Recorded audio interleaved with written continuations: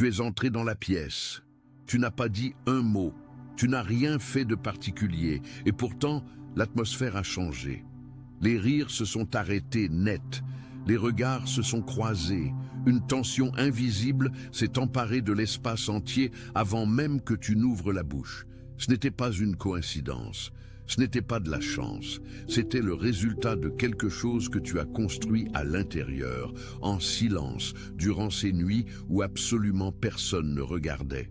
Dans cette vidéo, je vais t'expliquer exactement ce qui s'est passé, pourquoi cela arrive maintenant et ce que cela signifie pour le reste de ta vie.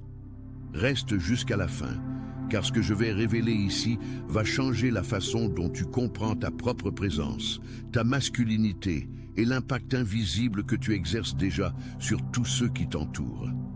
Il y a une chose que l'on ne t'a jamais enseignée à l'école. Aucun professeur ne l'a mentionné. Aucun livre de développement personnel conventionnel n'approche ce point. Mais tout homme qui a vécu une transformation réelle, véritable, sait exactement de quoi je parle. Il existe un moment dans la vie d'un homme où il arrête d'essayer et commence à être. Et c'est à cet instant précis que tout autour commence à changer. L'as-tu déjà vécu? Es-tu entré quelque part et as-tu remarqué que les gens réagissaient à toi d'une manière différente? Non pas à ce que tu disais, non pas à ce que tu portais, mais à toi, à ta simple présence. Une femme qui te connaît à peine devient nerveuse d'une façon qu'elle-même ne peut expliquer. Un homme qui n'avait jamais eu de problème avec toi commence à faire des plaisanteries avec une acidité étrange, pointue, déplacée. Quelqu'un qui te parlait à peine soudain veut connaître ton opinion, ta vision du monde, ton histoire. Si cela t'est déjà arrivé, fais attention. Il ne s'agit pas de l'apparence. Il ne s'agit pas d'argent. Il ne s'agit pas de statut social. Il s'agit d'énergie. Plus précisément, il s'agit du type d'énergie qui se forme lorsqu'un homme traverse le feu intérieur et ne se brise pas. C'est ce que nous allons détailler ici aujourd'hui, en profondeur, avec science, avec spiritualité et avec des exemples de la vie réelle qui feront que tout s'emboîtera. Attention, vous devez vous préparer maintenant. J'ai préparé un contenu exclusif pour ceux qui sentent qu'ils ont été mis à part pour quelque chose de plus grand, mais vivent entourés de bruit, de distractions et de surcharge mentale. C'est un parcours de 30 jours qui va transformer votre vie, un chemin guidé pour blinder votre esprit et vous préparer à ce qui vient avec des pratiques quotidiennes de focus, de limites et de discipline, également disponibles en version audio immersive. Plus de 10 000 lecteurs ont déjà transformé leur vie grâce au parcours de 30 jours. Des milliers de personnes ont déjà commencé cette transformation. Des gens comme vous, qui en avaient assez de vivre dans le brouillard. Des personnes ordinaires qui ont décidé de ne plus accepter le chaos mental. Profitez de cette offre à durée limitée, uniquement ce mois-ci. Accédez à votre lien juste en dessous, dans le commentaire épinglé, d'une manière qu'aucune explication superficielle ne peut atteindre. Laisse-moi te parler de Thomas. Thomas a 45 ans, vit à Lyon, et pendant une grande partie de sa vie adulte, il a été le genre d'homme qui avait constamment besoin de se prouver. Il parlait fort en réunion pour s'assurer qu'on l'entende, et il envoyait le premier message à la femme qui lui plaisait, souvent 2 ou 3 fois sans réponse. Il cherchait la validation de ses amis avant de prendre toute décision importante. Ce n'était pas un homme faible, c'était un homme qui n'avait pas encore trouvé son centre. Et cette différence entre être faible et être décentré est l'une des distinctions les plus importantes que tu entendras aujourd'hui. À 40 ans, la vie a frappé à la porte de Thomas d'une manière inattendue.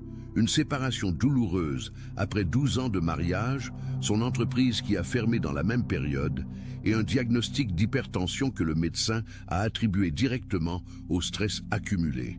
3 coups en même temps. Et au lieu de chercher des distractions comme la plupart des hommes le font, Thomas a fait une chose rare. Il est resté silencieux avec lui-même. Il a commencé à se lever à 5 heures du matin. Non pas pour poster sur les réseaux sociaux, pour méditer, pour lire, pour s'entraîner sans prendre de photos, pour affronter ses propres pensées sans les fuir. Ce furent des mois difficiles. Par moments, des années.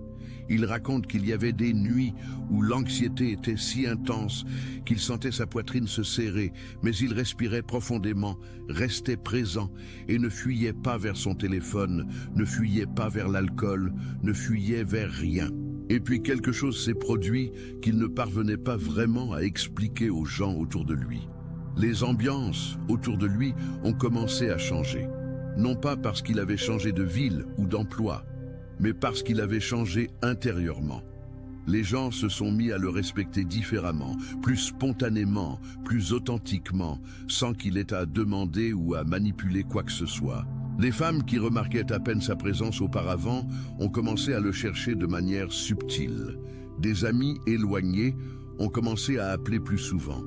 Et certains hommes qui étaient auparavant proches ont commencé à s'éloigner avec un malaise que Thomas lui-même a mis du temps à comprendre complètement. Ce qui est arrivé à Thomas n'est pas un mysticisme sans fondement. C'est mesurable, c'est documenté, et c'est exactement ce qui peut arriver maintenant. La science a un nom précis pour ce qui se produit lorsqu'un être humain atteint un état interne de cohérence profonde. Des chercheurs de l'Institut HeartMath aux États-Unis ont découvert que le cœur humain émet un champ électromagnétique qui s'étend d'1 à 2 mètres autour du corps. Ce champ est réel, détectable, avec des équipements de mesure précis. Et il change complètement selon l'état émotionnel et énergétique de la personne. Lorsque quelqu'un est dans un état d'anxiété, de peur ou de chaos intérieur, ce champ émet une fréquence irrégulière, déconnectée, erratique.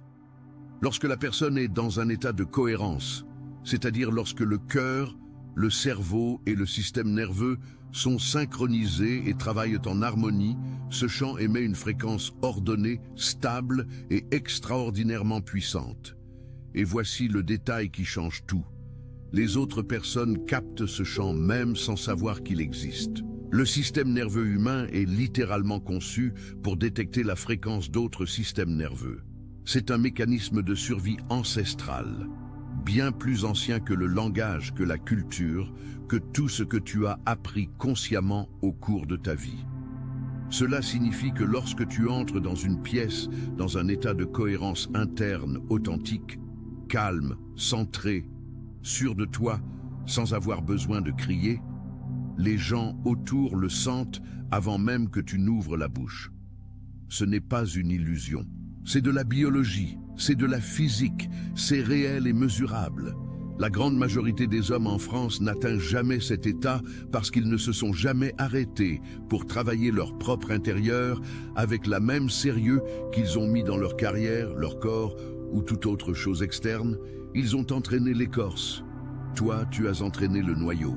Et c'est cela qui apparaît maintenant dans chaque pièce où tu entres, dans chaque conversation que tu as, dans chaque silence que tu habites. Maintenant, il faut que tu comprennes quelque chose de fondamental, car sans cette compréhension, tu risques d'interpréter complètement à l'envers ce qui se passe autour de toi.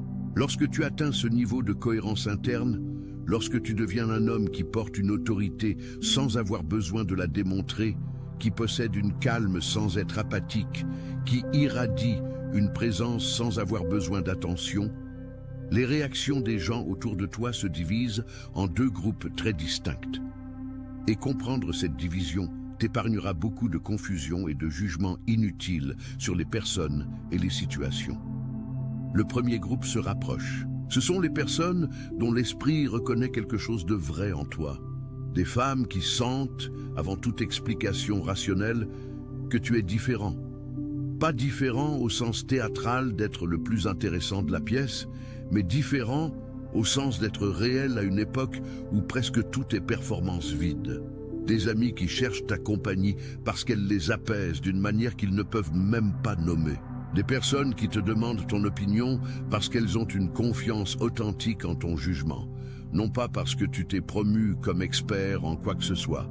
Le deuxième groupe fuit ou attaque, et c'est là que les choses deviennent véritablement révélatrices. Les hommes qui vivent encore prisonniers de leurs propres insécurités, qui ont encore besoin de bruit pour exister, qui dépendent encore de la validation externe pour se sentir en sécurité, ces hommes ressentent ta présence comme une menace directe. Non pas parce que tu as fait quelque chose contre eux, mais parce que ton calme expose leur chaos. Ta sécurité révèle leur insécurité. Ton authenticité démonte les masques qu'ils portent pour survivre socialement depuis des années. Et que font-ils lorsqu'ils se sentent ainsi? Certains attaquent avec des plaisanteries de mauvais goût, testant pour voir s'ils peuvent te faire sortir de ton axe. D'autres évitent sans explication, disparaissant progressivement. D'autres tentent de rivaliser de manière subtile que tu as déjà appris à reconnaître.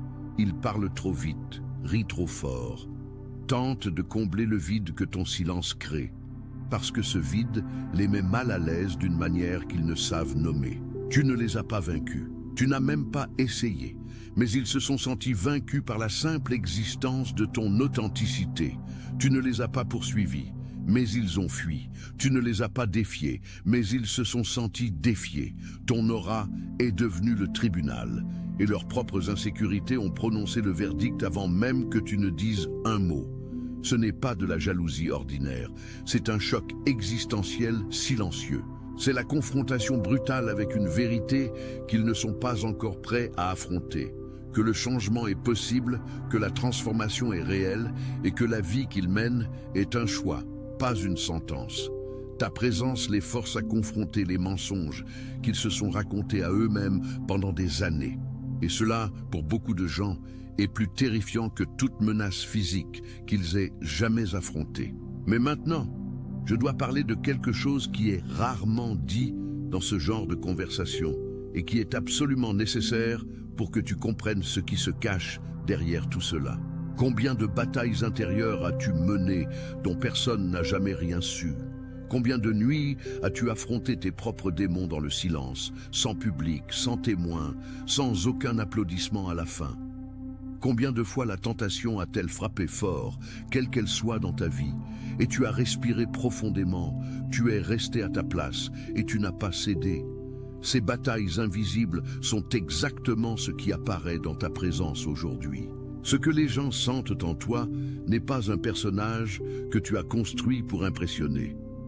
C'est la somme réelle de chaque fois où tu as choisi la difficulté plutôt que le confort quand personne ne regardait.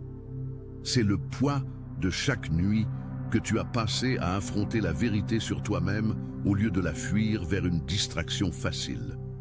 Tu n'es pas devenu cela par hasard. Tu as survécu à une guerre en toi. Et les cicatrices de cette guerre racontent une histoire que les gens autour de toi sentent avant de la comprendre rationnellement. Tu portes l'aura d'un homme qui est passé par le feu et ne s'est pas brisé. Et ce type de présence ne s'achète pas, ne s'emprunte pas et ne s'imite absolument pas. Personne ne peut le feindre longtemps, car le corps ne ment pas, la fréquence ne ment pas, et le système nerveux des gens autour détecte la différence entre le réel et l'imitation avant même que l'esprit conscient ne perçoive quoi que ce soit. C'est ce raffinement que les gens envient, pas ton éclat superficiel, pas ce que tu as, mais ce que ton éclat t'a exigé pour exister.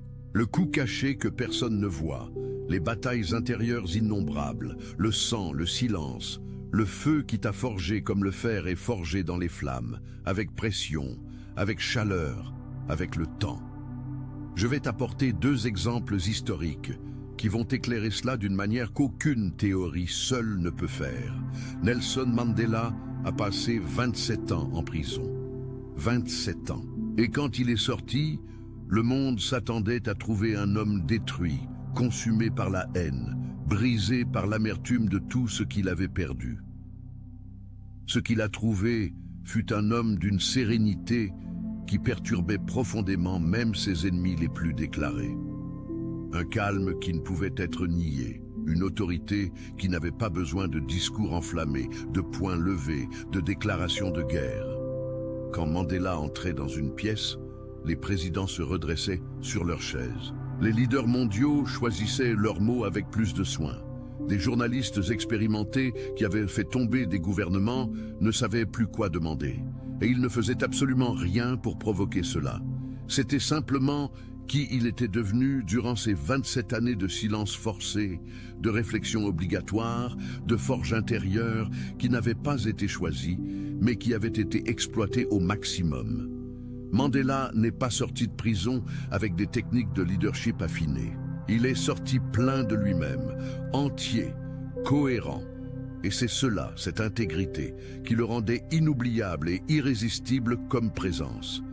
Maintenant, pense à Bruce Lee, un homme qui perdait rarement son sang-froid en public, qui parlait lentement, avec une précision chirurgicale, qui rendait tous ceux autour de lui plus attentifs, qui n'avait besoin de prouver quoi que ce soit à personne parce qu'il s'était tout prouvé à lui-même, seul, dans le silence de l'entraînement quotidien que personne ne voyait.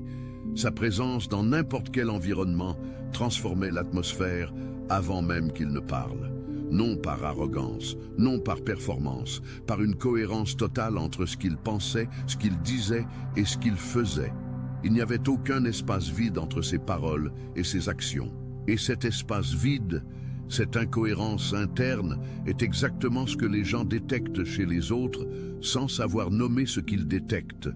Ce sont des exemples extrêmes, mais le principe est identique pour toi.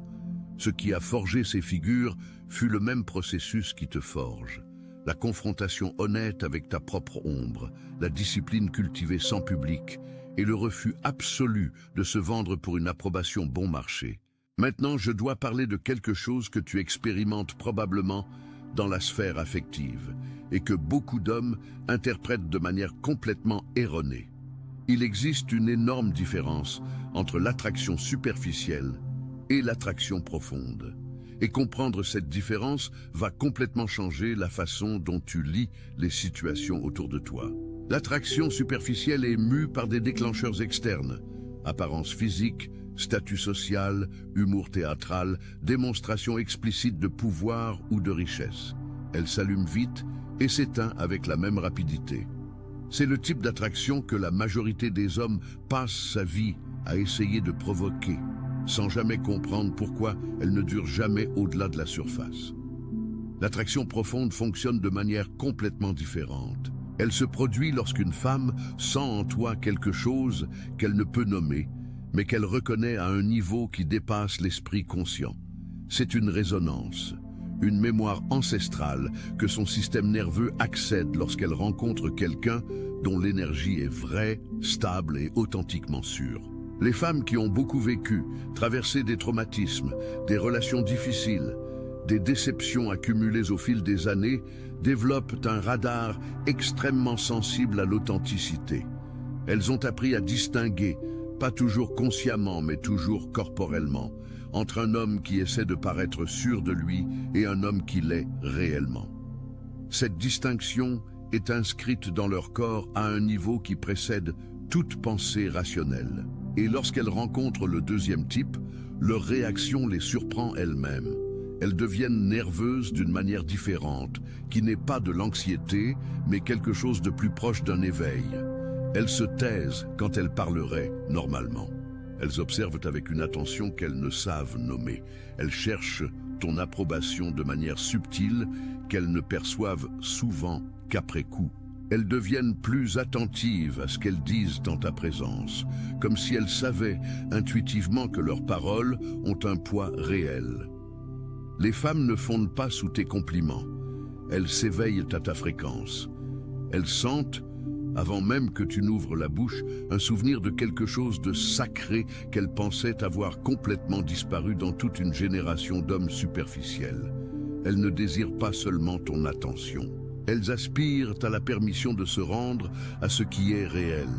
Et ce désir est spirituel, bien plus profond que toute romance, bien plus ancien que toute tendance culturelle. Il ne s'agit pas d'être plus beau ou plus riche que d'autres hommes, il s'agit d'être plus réel. Et dans un monde où la performance a remplacé la présence dans la quasi-totalité des relations, cette réalité est suffisamment rare pour paraître magnétique, perturbante et absolument irrésistible pour ceux qui sont prêts à la rencontrer. Maintenant, Je dois parler de l'énergie sexuelle élevée, car c'est un sujet que presque tout le monde traite de manière superficielle, et tu mérites une perspective qui va bien au-delà de ce qui est normalement discuté. Dans les traditions spirituelles qui traversent les millénaires et les cultures, de l'Inde à la Chine, de la philosophie grecque aux traditions africaines et amérindiennes, l'énergie sexuelle est considérée comme l'énergie créative fondamentale de l'être humain, pas seulement au sens reproductif, mais au sens de force vitale, d'impulsion créatrice, de flamme interne qui alimente tout ce que l'homme manifeste dans le monde. La majorité des hommes laissent cette énergie se dissiper de manière désorganisée et inconsciente, dans des relations sans substance, dans du contenu digital qui draine sans nourrir, dans des conversations qui consomment sans édifier, dans des habitudes qui promettent un plaisir immédiat et livrent un vide durable. Et cette dissipation constante laisse l'homme avec une présence opaque, superficielle, qui n'a ni poids ni gravité réelle. L'homme qui apprend à contenir et à élever cette énergie, non pas à la réprimer dans un sens névrotique qui génère tension et déséquilibre, mais à la diriger avec conscience et intention, expérimente une transformation qui va bien au-delà de l'aspect sexuel. Il devient plus créatif, plus concentré sur des périodes de plus en plus longues, plus présent dans les conversations, plus connecté à ses propres insights et à l'intuition que la plupart des hommes étouffent sous un excès de stimuli. Sa voix devient naturellement plus résonnante. Sa posture s'ouvre sans effort, son regard devient plus ferme et en même temps plus doux, plus présent, plus capable de vraiment voir l'autre. La théorie de la sublimation, développée par Freud et profondément étendue par Carl Jung, pointe exactement vers ce phénomène.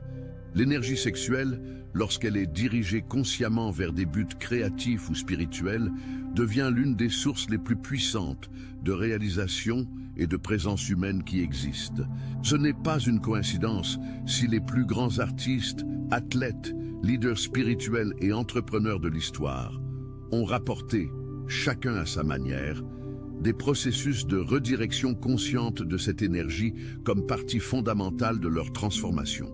Lorsque tu arrêtes de gaspiller cette énergie et commences à l'habiter avec intention, elle change littéralement la façon dont tu te présentes au monde. Ton énergie sexuelle élevée n'est pas chaotique ou désespérée. C'est un feu sacré, contenu, forgé dans les nuits où tu as affronté tes propres démons dans l'obscurité, respirant à travers la tentation sans te consumer. Cette contention, cette maîtrise que tu as développée sur ton propre feu intérieur, transpire à travers ta peau, à travers la gravité de ta posture, à travers le poids calme de ton regard. C'est ce qui fait que ta présence dans une pièce est quelque chose que les gens sentent avant de comprendre. Maintenant, je vais t'apporter une structure pratique, car ce que tu as construit jusqu'ici ne peut pas rester seulement au niveau de la compréhension intellectuelle. Cela doit devenir une pratique quotidienne. Cela doit devenir un mode de vie permanent. Le premier pilier est le silence actif. Apprends à habiter le silence sans anxiété, sans la compulsion de le remplir. La majorité des hommes remplissent le silence par peur de ce qui peut apparaître en son sein. L'homme qui a développé une cohérence interne utilise le silence comme un outil délibéré et puissant. Lorsque tu arrêtes de parler pour combler des espaces et commences à parler seulement lorsque tu as quelque chose de réel à dire, le poids de tes paroles augmente d'une manière que tous ceux autour perçoivent instantanément, même sans savoir nommer ce qu'ils perçoivent. Essaie cela dans les prochaines 24 heures. Avant de répondre à n'importe quelle question, quelle qu'elle soit, fais une pause de 2 à 3 secondes.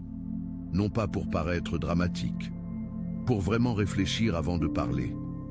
Tu remarqueras que les gens commencent à t'écouter différemment, parce qu'ils perçoivent que ce que tu dis est passé par un filtre réel avant de sortir. Le deuxième pilier est la régulation du système nerveux. Ton système nerveux est l'opérateur central de toute ton énergie et de toute ta présence. S'il est chroniquement en mode menace, que ce soit à cause du stress accumulé, de relations toxiques, d'une consommation excessive de stimuli digitaux ou d'une privation de sommeil, il émet un chant chaotique que les gens autour captent avant même que tu ne prononces un seul mot. Les pratiques qui régulent le système nerveux ne sont pas un luxe pour ceux qui ont du temps à perdre. Ce sont des maintenances essentielles pour qui tu deviens. La respiration profonde et intentionnelle, la méditation même de 10 minutes, l'exercice physique régulier, l'exposition au froid, un sommeil de qualité réelle, du temps en silence loin des écrans, tout cela sont des entrées directes vers l'état de cohérence qui transforme la façon dont tu te présentes au monde. Le troisième pilier est la discipline invisible. Le type de discipline que personne ne voit, mais que tous sentent accumuler en toi. Ce n'est pas la discipline que tu postes sur les réseaux sociaux pour recevoir de la validation. C'est celle que tu maintiens quand tu es fatigué, quand personne ne le saura, quand ce serait infiniment plus facile de céder. Chaque fois que tu choisis le chemin juste dans le silence absolu, tu déposes directement sur le compte de ton intégrité interne. Et c'est de ce compte que toute ta présence se nourrit. Ce compte ne s'épuise pas facilement, mais il ne se recharge pas non plus avec de la performance, seulement avec une action réelle dans le silence. Le quatrième pilier est la pureté d'intention. C'est l'un des plus difficiles et l'un des plus transformateurs.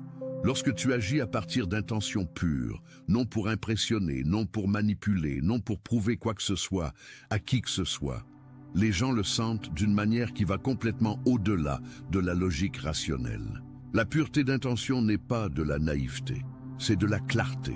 C'est savoir avec précision le pourquoi de chaque action que tu entreprends et t'assurer que ce pourquoi est aligné avec qui tu as choisi d'être, indépendamment du résultat qui apparaîtra. Le cinquième pilier est le détachement des résultats. L'un des plus grands destructeurs de la présence masculine authentique est la dépendance à la reconnaissance externe. L'homme qui agit bien parce qu'il espère une approbation oscillera éternellement entre l'orgueil et l'amertume, selon que le monde répond ou cesse de répondre. L'homme qui agit bien parce que c'est son standard interne reste absolument stable, indépendamment de toute réponse externe. Et cette stabilité, cette inébranlabilité qui ne dépend d'aucune validation, est exactement ce qui fait que ta présence est perçue comme quelque chose qui ne peut être manipulé, acheté ou menacé. Ton système nerveux n'est plus en location. Personne ne peut séquestrer tes émotions. Personne ne peut t'appâter vers des explosions qui te diminuent. Et les gens autour sentent cette souveraineté interne avant même que tu ne dises un mot. C'est elle qui commande l'environnement avant même que tu n'ouvres la bouche. Je dois parler de quelque chose qui est rarement dit avec honnêteté dans ce genre de conversation.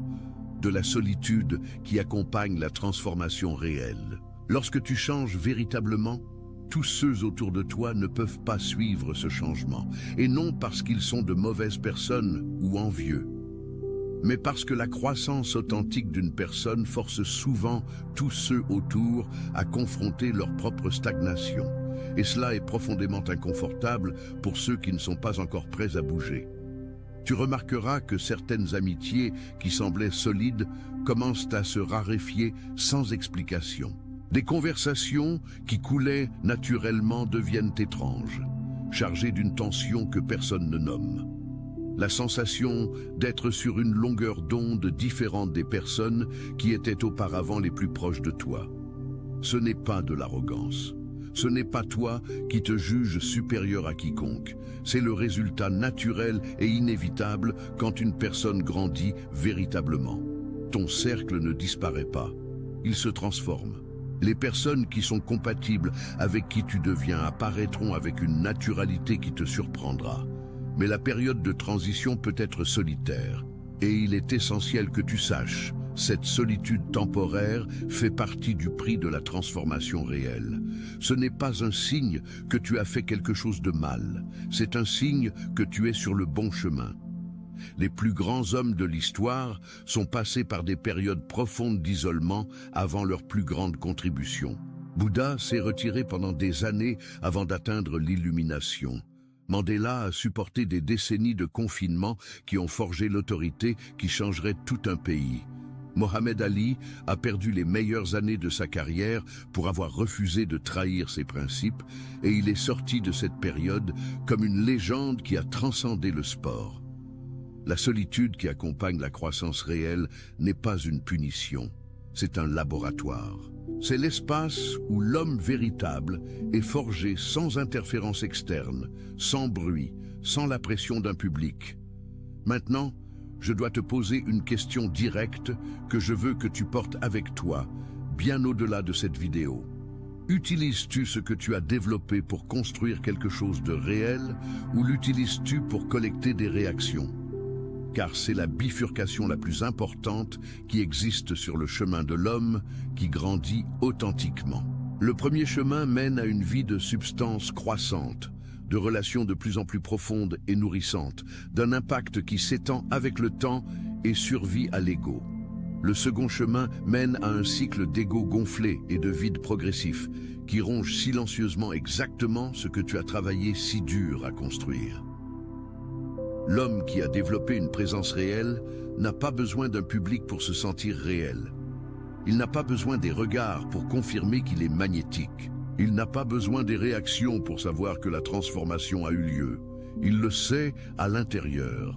Et c'est exactement ce savoir interne, cette certitude qui ne dépend d'aucune confirmation externe, qui le libère de toute forme de mendicité pour la validation. Tu as arrêté de mendier pour être vu.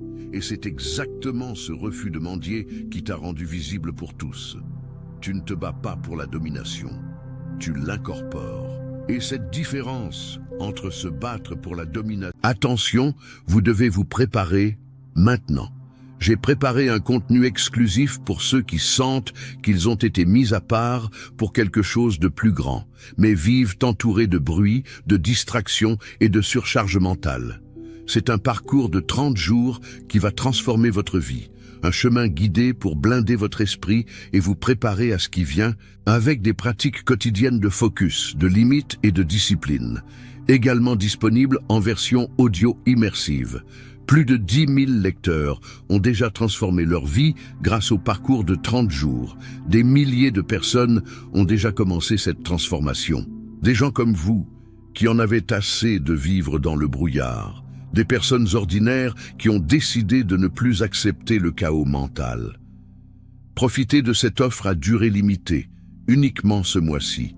Accédez à votre lien juste en dessous, dans le commentaire épinglé.